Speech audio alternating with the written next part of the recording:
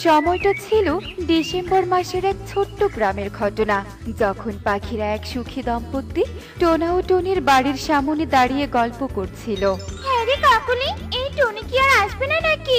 সেই কতদিন হলো ওরা শহরে গিয়েছে, কিন্তু কোনো খোঁজই নেই। কি জানি বাপু, আমার সাথেও তো কোনো যোগাযোগ রাখেনি। আমার মনে হয় সবার অপমান সহ্য করতে না পেরে একেবারে চলে গেছে। ঠিক বলেছিস কাকুলি, তবে ভালোই হবে। ওরা না এলে ওদের বাড়িটা আমরা দখল করে নিতে পারবো। পাখিরা টনি আর টোনার অনুপস্থিতি নিয়ে গল্প করছিল। টোনা আর টনি ছিল নিঃসন্তান দম্পতি, তাই প্রায় পাখিদের কটু কথা সহ্য করে চলতে হতো তাদের। মা মা, তোমরা টোনা আঙ্কেলের নামে গল্প করছো? ওই দেখো, ওরা এসে হাজির হয়েছে। কই কই? ও মা, তাই তো, এরা আবার এখানে এতদিন পর এলো। আরে টোনা টনি, তোরা এতদিন পর এই বনে, এতদিন তোরা কোথায় ছিলি?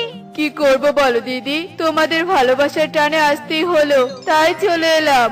ও মা, হ্যাঁ রে টনি, তোর সাথে তো দেখছি আবারও ডিমও আছে।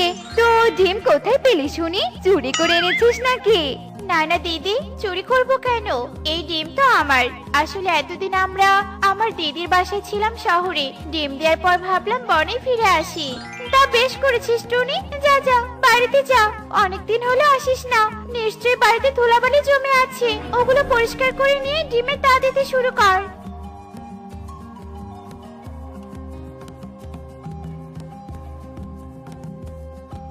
শোনো টুনি, এই পাখিদের সাথে বেশি কথা বলবে না কিন্তু, এরা অনেক চালাক। তোমাকে কিভাবে কথার জালে ফাঁসাবে তুমি বুঝতেই পারবে না।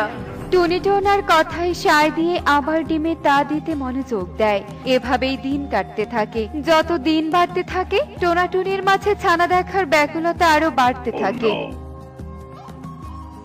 অবশেষে তাদের অপেক্ষার অবসান ঘটিয়ে এক সুন্দর সকালে এক মিষ্টি ছানার জন্ম হয়। টুনি টুনি, দেখো আমাদের মেয়ে। কি মিষ্টি আমাদের মেয়ে দেখতে হয়েছে। ঠিক বলেছো টোনা, অবশেষে আমরা মা বাবা হলাম। এই খুশিতে তুমি পুরো বনে মিষ্টি বিতরণ করো টোনা। টোনা টুনি খুশিতে আত্মহারা হয়ে যায়, আর টোনা পুরো বনে মিষ্টি বিতরণ করে। পাখিরা সবাই জেনে যায় তাদের এক ছোট্ট কন্যা সন্তান হয়েছে। আর টিয়ে কাকুলি সুখী সহ বাকি পাখিরাও ছোট্ট মিষ্টি ছানাকে দেখতে আসে। ও মা টুনি, তোর ছানা তো দেখছি অনেক মিষ্টি দেখতে, কিন্তু তোদের ছানা তোদের মতো হয়নি কেন রে? ইয়ে মানে কি করছিস? এমন ভাব করছিস যেন চুরি করে এনেছিস। কাকুলি, সব জায়গায় তোর মজা না করলে হয় না। টুনি, তোর মেয়ে অনেক সুন্দর। এবার আমরা আসি কেমন? পাখিরা ছানার প্রশংসা করে চলে যায়। এভাবেই দেখতে দেখতে 1 মাস কেটে যায়। না না না, আমি কিছুতেই এইসব খেলনা দিয়ে খেলবো না। আমাকে তোমরা একটু বাইরে যেতে দাও না। এসব খেলনা দিয়ে কি আর সারাদিন ঘরে বন্দি থেকে যাই? মারি, তুই কেন বুঝতে চাস না শুনি? তুই জানিস বাইরে অনেক দুষ্টু বাঘ শিয়াল থাকে। তোর যদি কোনো ক্ষতি হয় তাহলে কি করবি শুনি? বাইরে চাইলে অনেক পাখি ছানা থাকে মা, তাহলে ওদের কোনো ক্ষতি হয় না, আর আমার ক্ষতি হবে? বিপদ কি আর বলে কয়ে আসে রে মা। টোনা টুনি এভাবেই ছানাকে সান্ত্বনা দিতে থাকে। টুনটুন যতই বড় হতে থাকে, ততই তার বাইরে যাওয়ার আগ্রহ বাড়তে থাকে। কিন্তু টোনা টুনি কোনো এক অজানা ভয়ের কারণে টুনটুনকে বাইরে যেতে দেয় না। পারে না, পারে না, আমাকে ধরতে পারে না। তুমি উঠলে আমি তোমাকে কে করে ধরবো? কুহু, একবার শুধু নেমে এসো, আমি তোমাকে ধরেই ছাড়বো। সবাই কত মজা করে খেলছে, আমারও তো একটু স্বাধীন ভাবে উঠতে ইচ্ছে করে। মা বাবা কেন যে আমাকে খেলতে দেয় না? মেয়ের এমন কান্না দেখে টোনা ও টুনি ভীষণ কষ্ট পেত। কিন্তু কোনো এক অজানা কারণে তারা টুনটুনকে এক প্রকার ঘরে বন্দি করেই রেখেছিল।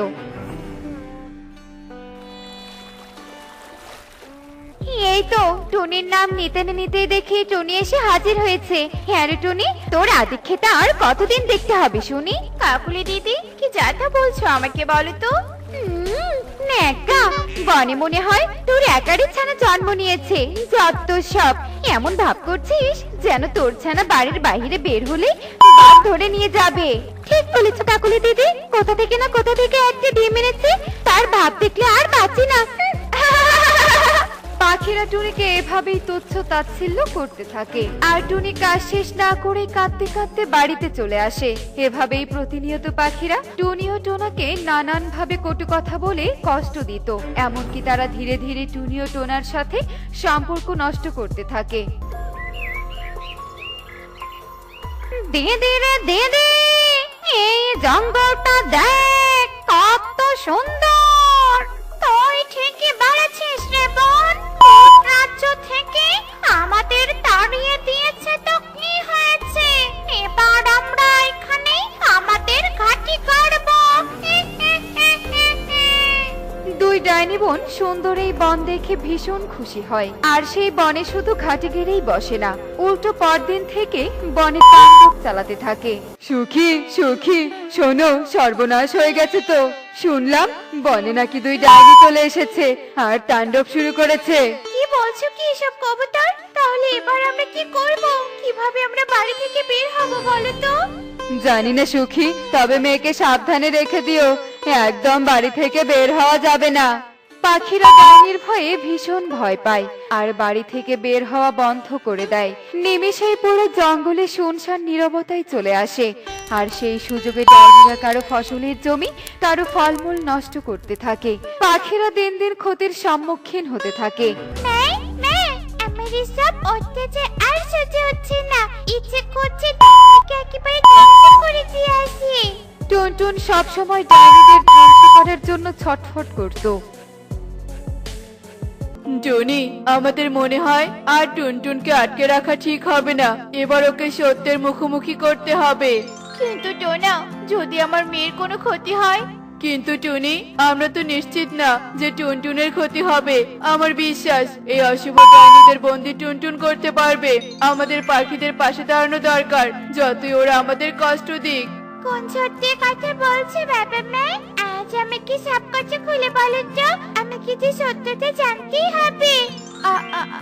আসলে আমি বলছি রে মা সাপটা, শোন, আসলে আমরা তোকে জন্ম দেইনি, আমরা নিঃসন্তান ছিলাম। তাই তোর মুন্নি মাসির মাধ্যমে আমরা এক তান্ত্রিক বাবার খোঁজ পাই, আর তান্ত্রিক বাবা আমাদের ডিম দেয়া নদী থেকে তোকে আমাদের ডিম অবস্থায় দেয়। তারপর তোকে আমরা এই বনে নিয়ে আসি। আসলে তুই এক পরীর ডিম ছিলি, তোর পরিমা আর পৃথিবীতে নেই। তার মানে তোমরা আমার বাবা বানাও, কিন্তু তাও তোমরা আমাকে কখনো বুঝতে দাওনি। কিন্তু বাবা, আমার শক্তি নেই কেন, ডানা নেই কেন? কারণ তোকে যে আমি তা দিয়েছি, তাই তুই হলি আমার মেয়ে। তবে তান্ত্রিক বাবা আমাদের একটা আপেল দিয়েছিল আর বলেছিল এই আপেল খেলে তুই শক্তি পাবি। তুই আমাকে ক্ষমা করে দে মা, তোকে হারানোর ভয়ে তোকে আমরা বের হতে দেইনি। তবে মা, আমাকে আপেলটা দাও, আমি যে ডাইনিদের ধ্বংস করতে চাই। টুনি মেয়েকে আপেলটি দেয়, আর টুনটুন আপেলটি খেয়ে শক্তি অর্জন করে ডাইনিকে ধ্বংস করতে যায়। ডাইনিরা তখন তো তার ফসলের জমি নষ্ট করতে ব্যস্ত ছিল। তোদের সব ক্ষমতা শেষ ডাইনিরা, এবার বন্দী হও। টুনটুন তো ডাইনিকে বোতলে বন্দি করে। ততক্ষণে পাখিরা সেখানে চলে আসে আর সবটা দেখে অবাক হয়ে যায়। এরপর টুনি সবাইকে সত্যটা বলে দেয়। টুনি, তুই এত বড় সত্যটা লুকিয়েছিস? তবে আমাদের ক্ষমা করে দে রে টুনি, আমরা সত্যটা না জেনেই তোদের কত কটু কথা বলেছি। সেই তোর মেয়ে আজ আমাদের বিপদ থেকে বাঁচালো রে টুনি। আমাকেও তুই ক্ষমা করে দে রে মা টুনটুন, আমরা তোকে অতিরিক্ত হারানোর ভয়ে তোকে তোর শক্তি থেকে বঞ্চিত করেছি, আটকে রেখেছি। এরপর থেকে আর কোনো ভুল নয়। দেখলে তো বন্ধুরা, আমাদের কারো সম্পর্কে সবটা না জেনেই কোনো মন্তব্য করা ঠিক নয়। মনের অজান্তে অন্যকে কষ্ট দিয়ে থাকি। এমনই সব মজার মজার শিক্ষণীয় টুনি পাখির গল্প দেখতে আমাদের সাথেই থেকো। আর গল্পটি কেমন হয়েছে তা কমেন্টে জানাতে ভুলো না কিন্তু। Bye bye. টুনি, টুনি, এই নে তোর 50 টাকা। সবজি কিনে তোকে 50 টাকা কম দিয়েছিলাম, কিন্তু আমি না হয় তোকে 50 টাকা দিতে ভুলে গিয়েছিলাম, তাই বলে তুই মনে করে দিবি না নাকি? আমি খেয়াল করিনি কবুতর দাদা, তুমি যে আমাকে না ঠকিয়ে টাকা দিতে এসেছো এটা দেখে আমার খুব ভালো লাগছে। তোকে ঠকালে আমাকেও কোথাও না কোথাও গিয়ে ঠকতে হবে রে টুনি, তাই আমাদের একে অপরকে ঠকানো উচিত নয়। এরপর কবুতর টুনিকে টাকা দিয়ে সেখান থেকে চলে যায়। আমাকে 10 টাকা দাও না, আমি একটু মেলায় যাব। দাও না মা, ও মা দাও না। এই নে রে মা, আর শোন, কাউকে কখনো ঠকাবি না, অন্যের বিপদ দেখে ভয় পাবি না, পারলে তাকে সাহায্য করবি, এটা হলো তোর মায়ের শিক্ষা। আচ্ছা ঠিক আছে মা, আমি তাই করব। আসুন আসুন আসুন, আমার দোকানে আসুন, 10 টাকা দিন আর ইচ্ছে মতো জিনিস কিনুন। আসুন আসুন আসুন, আমার দোকানে আসুন। এই নাও ইঁদুর ছানা, আমার 10 টাকা। এই নাও 10টা চড়ি, এগুলো তুমি যার উপর ফেলবে সেগুলোই তুমি পাবে। এরপর টুকি ইঁদুরের দোকান থেকে চকলেট ও একটা মাটির খেলনা পুতুল জিতে যায়, আর সেগুলো নিয়ে বাড়ির উদ্দেশ্যে চলতে থাকে। বাঁচাও, কেউ আমাদের বাঁচাও। ওগো, আমার বুঝি আর তোমার কাছে ফেরা হলো না। আমি বুঝি আমার বিবাহ বার্ষিকীতে নিজের প্রাণ হারিয়ে ফেললাম। কি হয়েছে তোমার রাজহাঁস? তুমি এভাবে এখানে পড়ে আছো কেন? আমাকে যে বিষাক্ত সাপ দংশন করেছে, আর তাই তো আমার শরীর ধীরে ধীরে নির্বর্ণ হয়ে যাচ্ছে। তুমি কি আমাকে বাঁচাতে পারবে? রাজহাঁসের কথা শুনে টুকি তাড়াহুড়ো করে সেখান থেকে চলে যায়, আর এক ঔষধি পাতার রস নিতে বনের বৃদ্ধার কাছে চলে আসে। আর বৃদ্ধাকে সব কথা খুলে বললে বৃদ্ধা টুকিকে এক বাটি ঔষধি পাতার রস দেয়, আর সেগুলো নিয়ে টুকি রাজহাঁসের কাছে চলে আসে আর রাজহাঁসকে বাঁচিয়ে তোলে। আমার প্রাণ বাঁচানোর জন্য তোমাকে অনেক ধন্যবাদ।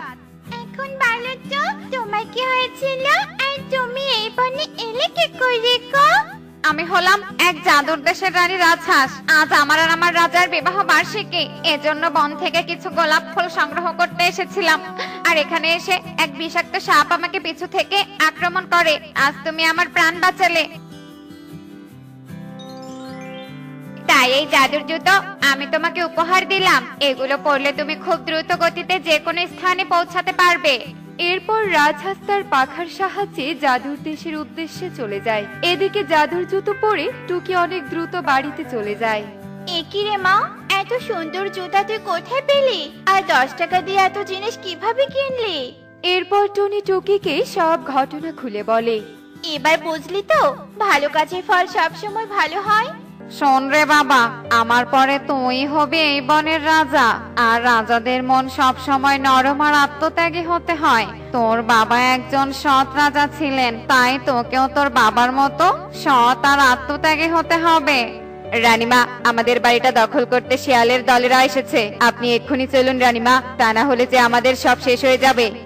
তুই গুহার ভেতরে থাকিস রে বাবা, আমি বিচারটা করে আসছি। ওরে খরগোশ, তুই আমাকে নদীতে ফেলে দিলি কেন? আমি যে রানীমা, আমাকে বাঁচা খরগোশ, আমাকে বাঁচা। চুপ করেন মূর্খ রানীমা, আমি আপনাকে বাঁচানোর জন্য নদীতে ফেলে দিয়েছি নাকি? আপনি মরার পর আমি হব এই বনের রাজা। এরপর খরগোশ সেখান থেকে চলে যায়। এদিকে বনের রানী নদীর পানিতে হাবুডুবু খেতে খেতে ডুবে যেতে থাকে। অন্যদিকে দিন গড়িয়ে রাত চলে আসে।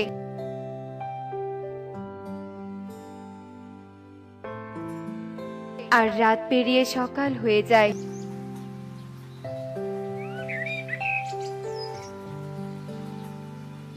তবুও বনের রানীর কোনো খোঁজ পাওয়া যায় না। শোনো সবাই, রানীমার যেহেতু কোনো খোঁজ পাওয়া যাচ্ছে না, তাই আমাদের বনের পরবর্তী রাজা হতে চাই আমি। না না, আমার বাবা যেহেতু এ বনের প্রথম রাজা ছিল, তাই দ্বিতীয় রাজা আমি হব। ধুর, এর মায়ের সাথে একেও মেরে ফেলা উচিত ছিল, তাহলে আমার রাজা হওয়া থেকে কেউ আটকাতে পারতো না। তোরা দুজনেই যখন রাজা হতে চাইছিস, তাহলে আমরা তোদের পরীক্ষা নিব। আমরা পরীক্ষা দিতে প্রস্তুত। বলো, আমাদের কি করতে হবে? শোন তবে, তোদের মধ্যে যে সবার আগে পাহাড়ের চূড়া থেকে সমুদ্রের পানি সংগ্রহ করে আনতে পারবে, তাকে আমরা রাজা হিসেবে মেনে নিব। টিয়ের কথা শুনে বানর ছানা ও খরগোশ অনেক দ্রুত হেঁটে চলতে থাকে। আর কিছু দূর যাওয়ার পর বানর ছানার অনেক পানি পিপাসা পেয়ে যায়, তাই সে নদীর পানি পান করতে চলে আসে। ঠিক তখনই খরগোশ এসে বানর ছানাকে ধাক্কা মেরে নদীতে ফেলে দেয়। রাজা হবি তাই না? এই বনের রাজা আমি ছাড়া অন্য কেউ হতে পারবে না। শোন, তুই তো মরেই যাবি, তাই তোকে একটা সত্যি কথা বলতে চাই। তোর মতো তোর মা মানে আমাদের রানীমাকেও আমি নদীতে ফেলে দিয়ে মেরে ফেলেছি। যাই তাড়াতাড়ি গিয়ে পাহাড় থেকে সমুদ্রের পানি সংগ্রহ করে নিয়ে আসি। এরপর খরগোশ পাহাড়ের চূড়ার উদ্দেশ্যে চলে যায়। এদিকে বানর ছানা হাবুডুবু খেতে থাকে। একে বানর ছানাটা তো পানিতে পড়ে হাবুডুবু খাচ্ছে। মা বলে কারো বিপদ দেখে পালিয়ে যেতে নেই, তাই এক্ষুনি বানর ছানাকে আমায় বাঁচাতে হবে। এরপর টুকি নদীর ঘাটে থাকা নৌকা নিয়ে বানর ছানার কাছে চলে যায় আর বানর ছানাকে পানি থেকে নৌকায় তুলে নেয়। বানর ছানা, তোমার কিছু হয়নি তো? না না, আমার কিচ্ছু হয়নি, তবে আমার জীবন বাঁচানোর জন্য তোমাকে অনেক ধন্যবাদ। কিন্তু জীবন বেঁচে থেকে কি লাভ? আমি যে আমার মায়ের দেয়া শিক্ষা পালন করতে পারবো না।